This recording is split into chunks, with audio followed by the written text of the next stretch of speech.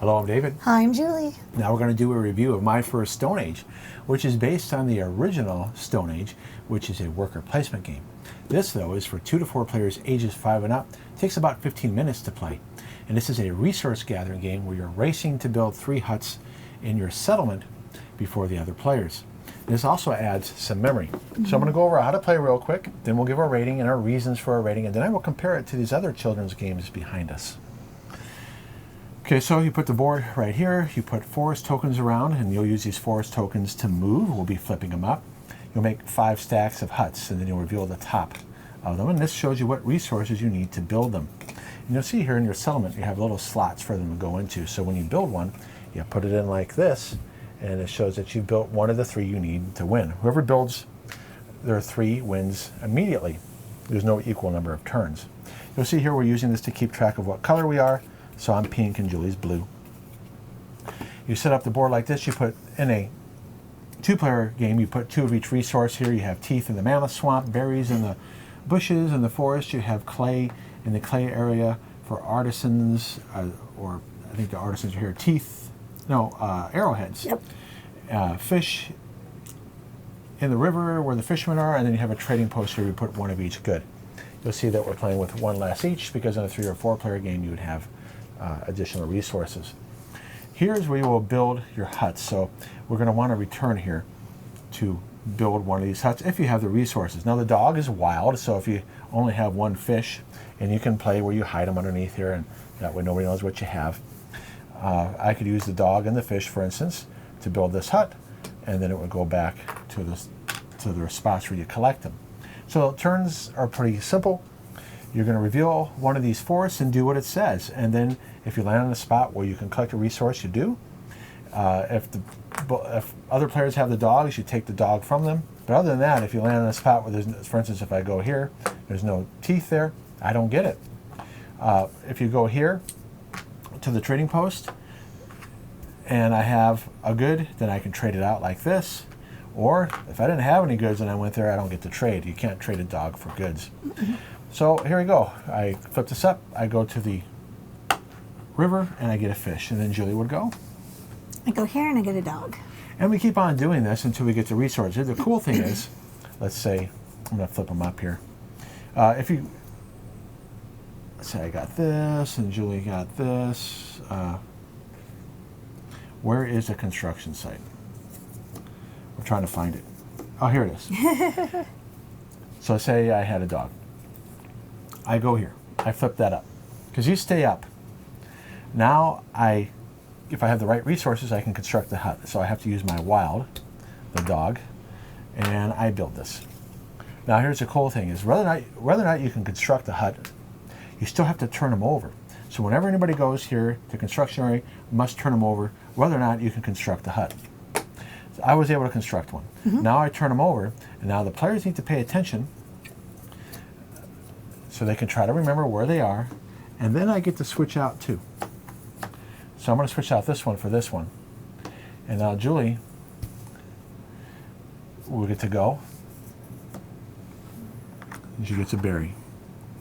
Now let's say I wanted to go back to the construction area because I had enough resources to build something in. I remembered where it was. So that's the memory part of the game. Anytime anybody goes back here, you turn it back over and you switch out 2 tokens. First person to 3 huts wins. Yep. So now we're going to give our rating and then our reasons for our rating. So here we go. I have to move this. Okay. All right. So we've all said 9. Very much Yes. enjoy playing. Now that's when played with children.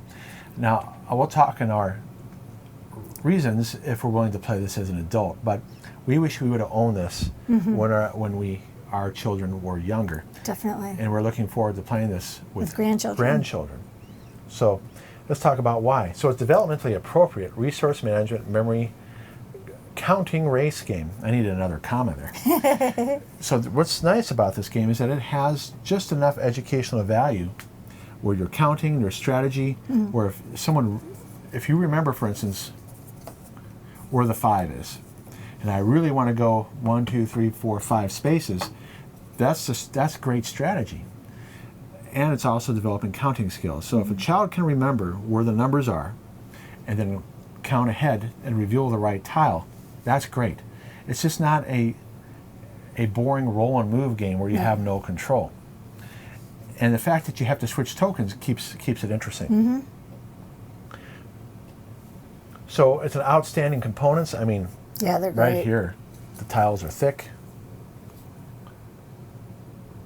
I'm really pleased with the production value. I love how chubby the meeples are too. Nice chunky wood. I mean, this is going to hold up Oh yeah. over time.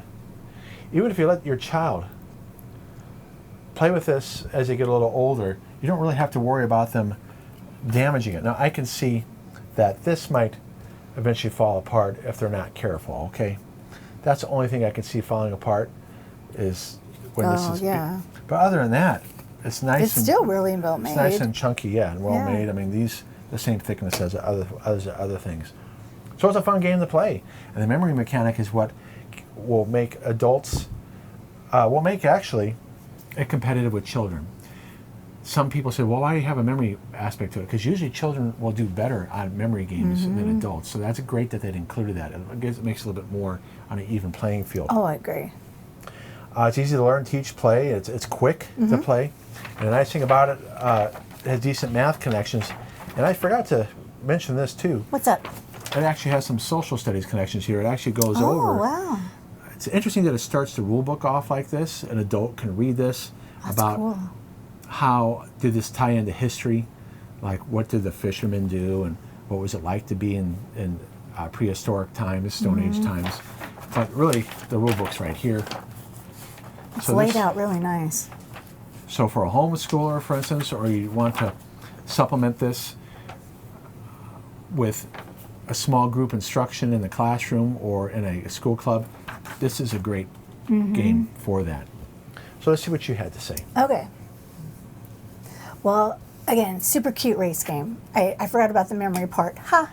No pun intended. I think the pieces are amazing. They're just so nice and fat, and they feel good in your hands. Super easy to learn, play. It's quick to play. It's fun. It's just really, really fun. Even as an adult, it is fun to play this. So we know that we want to play this with young people. Okay, now how often would we play it as an adult? If Julie really wants to, I'd put it at as a 6 when in the mood. I think that's what it is here. Let me see here. I think so. Yeah. We'll 7. play if in the mood, okay, as an adult. Because there's not that much strategy to it. No. It's cute. But it's very cute. Okay. But playing with our children, definitely a 9. Right. Well, let's Definitely. compare it to the other games here we have here. So Kids of Carcassonne is That's a good one too. a light version of Carcassonne, but we haven't played this as adults. No. This would fall in the same area of Stone Age, okay? But when we get to Chicken Cha Cha Cha, this is a pure memory game. Our youngest niece would kick my butt every time we played Now, this. this is a game we will play as an adult. It'd be a good drinking game. And I'm trying to remember how many. This is also for, it's ages 4. So you can even play this younger. Yeah. So this game right here, we'll play as an adult. And again, I'm showing our favorite children's game, Spinderella. We played with our really close friends, her kids, and they But we love played this as game. adults because of the We magnet did. part. Yeah. Because this has a really good take that element to it. Yeah. Where you can move the spiders. There's a magnet that comes down here and it's on a string. A really cool pulley system that teaches some physics. And you got to get your ants to the end. And if the spider catches your ant, they go back to the beginning. So, and then you can also cover up your ant with a tree trunk. This is fun for adults as well. It is. So we would play this one as adults. Now the other ones we have here are some Funko games. We've talked about these before. Julie said she'll play this as an adult. I'm kind of on the fence about that. I'd be more in the mood to play this. I think I'd really like to play it around Christmas time. Right, and this to is be honest. you got to complete puzzles to prevent Scrooge from waking up. Julie said she'd play this more likely as an adult. I'm kind of on the fence about that. I'd probably put it on in the mood type of game. Okay. Mickey and the Beanstalk. This might be more of a 7.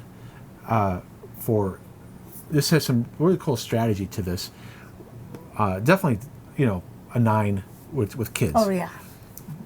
But as an adult, we might pull this out as an adult. Yeah. More so, I'd rather play Mickey Mickey. the Beanstalk over Mickey's Christmas Carol. I'm okay with that. And it has a really cool, you can slide down the beanstalk. beanstalk, yeah. Now the game that we have played recently again as adults. This is one of our favorite children's games. It is.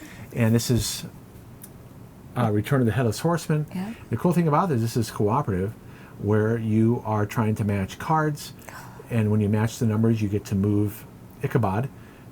And if the Headless Horseman catches you, you flip up a tile, which you'll see over here. And if you flip up 4 tiles with the pumpkin on it, it takes 4 tiles to create the pumpkin. You lose. So this is something we enjoy to play as adults. Yes, very much. So the 3 that we like the most as adults: Spinderella. Return of the Headless Horseman and Chicken Cha Cha Cha. Okay. Well, making the beanstalk too. Well, making the beanstalk. Yeah, these 4. But I'd rather play these 3. I'd rather play these 3. Yeah, than this one. Or this one. Okay. And then the 2, these 3, you know, we definitely would want to play with our grandchildren. Yes. We highly recommend it. It's just I don't know how often we play them as adults. No. So we need to get grandchildren someday. So that is my first Stone Age. Highly recommend this. Yes. 2 thumbs up. And educational value. You know, in terms of educational value, It's probably the most. this probably has the most educational value over the other ones. So that right there is a selling point. Return of the Headless Horseman. This story might be too scary, but it is tied to literature. Chicken Cha Cha Cha is just memory. It's just memory. Yeah, Spinderella does have some physics with it, and a little bit of science. You know, spiders eating ants. I still think this would But be the best. this one is the most educational connections. All right, well, thanks for watching. Thank you so much, you guys. Please don't forget to like and subscribe. Tell your friends, and we'll see you in the next video. All right, thank you. Bye. Bye.